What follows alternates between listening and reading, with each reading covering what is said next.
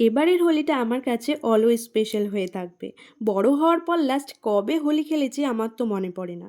এমনকি আমার হাসব্যান্ডের সাথে আমার ৮ বছরের সম্পর্কেও কখনো রং খেলা হয়নি।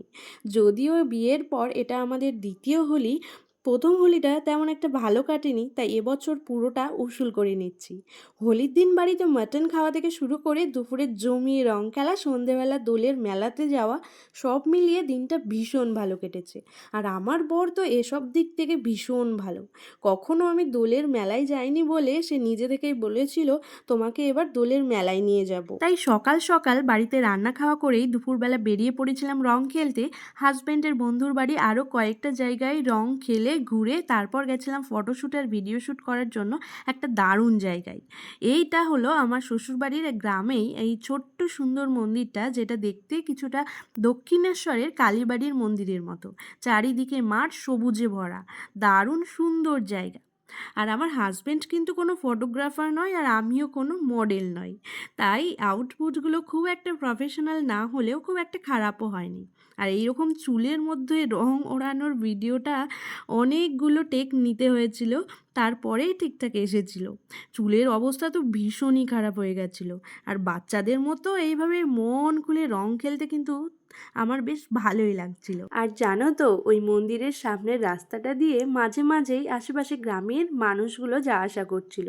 তারা হয়তো ঠিক বুঝতে পারছিল না আমরা ওখানে ঠিক কী করছি, তাই বেশ কিছুক্ষণ দেখলাম অনেকেই দাঁড়িয়ে দাঁড়িয়ে আমাদেরকে দেখছিল।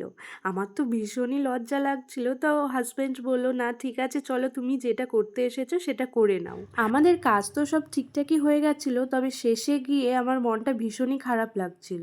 আমাদের কারণে মন্দিরের সামনের এতটা জায়গা নোংরা হয়ে গেছিল। আমি তো ভাবছিলাম যদি পরিষ্কার করে দিয়ে আসতে পারতাম। তবে মন্দিরটা যেহেতু বছরে একবারই পুজোর সময় খোলে, তাই সেখানে পরিষ্কার করার মতো কোনো কিছুই ছিল না। আর আশেপাশেও পুরো মাঠ, কোনো বাড়ি ছিল না যে কোথাও থেকে এনে আমি এই জায়গাটা পরিষ্কার করে দেব। যাই হোক, এই কারণেই আমার মনটা একটু খারাপ লাগছিল। আমাদের উচিত না কোনো জায়গায় গিয়ে সেই জায়গাটা নোংরা করে আসা।